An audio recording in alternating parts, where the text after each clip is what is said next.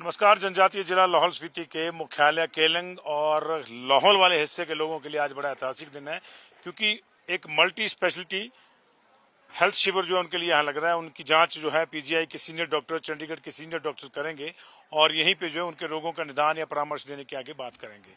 ये अपने आप में पहला इस तरह का कैंप है और ये संभव हुआ है सर्व कल्याणकारी ट्रस्ट के सौजन्य से, जिसके माध्यम से लगातार बाकी जगहों में भी इस तरह के कैंप लगते हैं, लेकिन पहली बार इतने हाई एल्टीट्यूड पर और इतने इंटीरियर में कैंप लगा है। संस्था के अध्यक्ष अभिषेक राणा जी हमारे साथ हैं। बहुत बहुत स्वागत अभिषेक जी। बहुत कैसे ये आइडिया है कि यहाँ भी मूव किया जाए? मैं पिछले 1.5 साल से घोषणा कर रहा हूँ और चाह रहा हूँ कि यहाँ पे कैंप लगे। हमारा, मुझे याद है, बिलासपुर में कैंप लगा था, तब मैंने कहा था कि हमारी इच्छा है यहाँ पे लगे।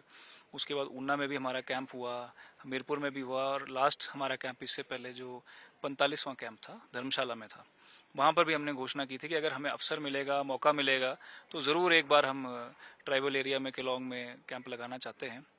अभी बड़ी मज़ेदार बात मैं डॉक्टरों से भी अभी कर रहा था और आपने ही मुझे बताई कि एक बस जा रही थी और केलोंग से बस जा रही है चंडीगढ़ के, लेकिन चंडीगढ़ के बीच में लिखा हुआ है कि पीजीआई। तो आप ये सोचिए कि 6 महीने एक प्रकार से बंद रहता है हमारा ये ज़िला, और ये टनल के बाद अब कुछ सुविधाएं हुई हैं। और सबसे बड़ी बात अभी घोषणा भी करी अभी डॉक्टर साहब ने कि कुल्लू मनाली तक यहाँ से लोगों को सुविधा हुई टनल के बाद। यहाँ पे अगर डॉक्टर ना हो तो उसको रेफर कुल्लू किया जाएगा, कुल्लू के बाद उसको शिमला किया जाएगा या टांडा किया जाएगा और अंत में जो है वो पीजीआई पहुंचेगा। और बहुत सारे ऐसे पेशेंट हैं जो मैं यहाँ मिल भी रहा हूँ जो पहुंच ही नहीं पाते हैं। उसका एक मेजर कारण ये भी है कि आर्थिक तौर पे लोग सक्षम नहीं हो पाते, दूसरा दूर बहुत है। तो वहाँ पे आपको पता है महीनों महीनों की वेटिंग और इतने दूर पहुँचना एक लोगों के लिए चुनौतीपूर्ण है। इसलिए हमारी इच्छा थी कि मानवता की सेवा के लिए हम लोग यहाँ पर आए। तो मैंने जितने डॉक्टर्स हैं उनसे भी हमने निवेदन किया। यहाँ के हमारे पूर्व विधायक और वरिष्ठ नेता हैं रवि ठाकुर जी, वो भी चंडीगढ़ आए, 2 बार पर्सनली डॉक्टरों से मिले, डॉक्टरों को मनाया, फिर डॉक्टर यहाँ पर आए। ये हमारे लिए एक बड़ा चैलेंज बड़ा। आपने पीजीआई को तो एक तरह से यहाँ ला दिया, लेकिन जाहिर है कि ट्राइबल एरियाज के जो लोग हैं उनकी हेल्थ की जो समस्याएं वो भी अलग रहती होंगी लोअर एरियाज के, तो इसको लेकर भी कोई पहले आपने कोई स्टडी करा? हम जैसे जैसे पीजीआई में यहाँ के लोग आते थे, अल्टीमेटली वो लोग पहुँच पाते थे जो बिल्कुल ही थक जाते थे कि इसका इलाज हमारा हिमाचल में नहीं हो पाएगा, हमें वहाँ अंत में जाना ही पड़ेगा। इसलिए आज हमने घोषणा करी कि हमारी जो सेवा है वो सिर्फ आज कैंप तक नहीं है, इसके बाद भी डॉक्टर्स ने भी घोषणा कर दी कि जिस स्लिप पे डॉक्टर्स पेशेंट को इलाज के बारे में लिखेंगे या फिर उसको आगे की प्रक्रिया बताएंगे, अगर उस पेशेंट को कहा जाएगा कि आपके ऑपरेशन की जरूरत है या फॉलोअप चेकअप की जरूरत है तो उनको घबराने की जरूरत नहीं। इसी स्लिप के आधार पे वो डॉक्टर्स दोबारा चेक कर लेंगे। अब जैसे डॉक्टर राज बहादुर हैं, उनकी ऑनलाइन वेटिंग ही 3 महीने की है, सिर्फ चेकअप कराने की, ऑपरेशन के अलग है।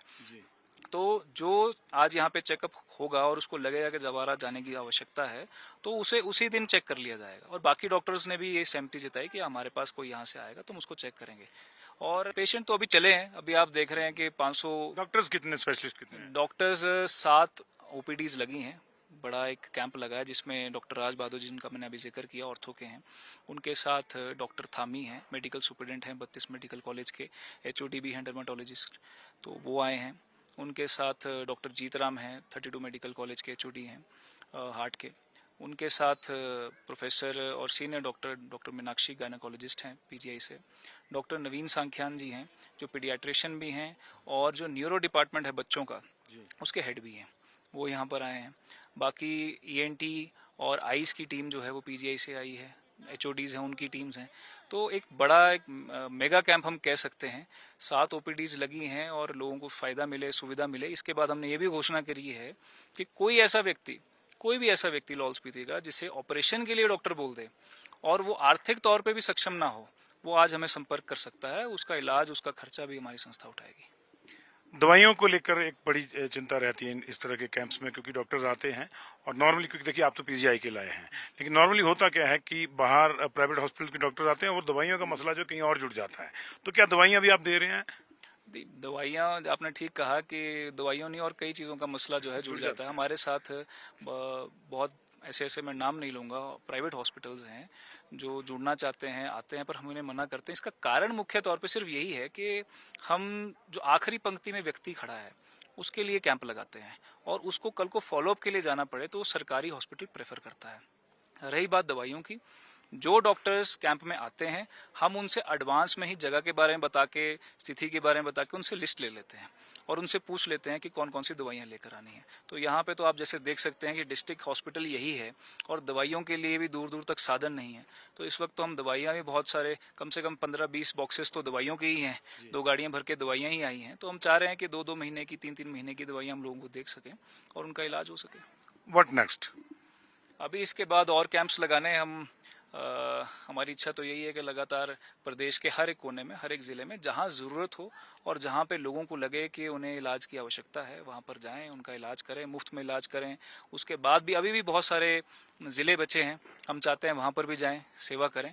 और अभी रिसेंटली अब हमारी कोशिश है कि हम WHO के साथ हमारा टाइप हो रहा है, कुछ वैक्सीनेशन प्रोग्राम है जो अभी मैं पूरी तरीके से आपको बता नहीं सकता, पर आने वाले समय में हमारा वो भी लक्ष्य है कि वो भी WHO की जो संस्था है उसको भी हम लेकर आए हिमाचल में, मुफ्त में वैक्सीनेशन प्रोग्राम्स चलें, लोगों को सुविधा मिले।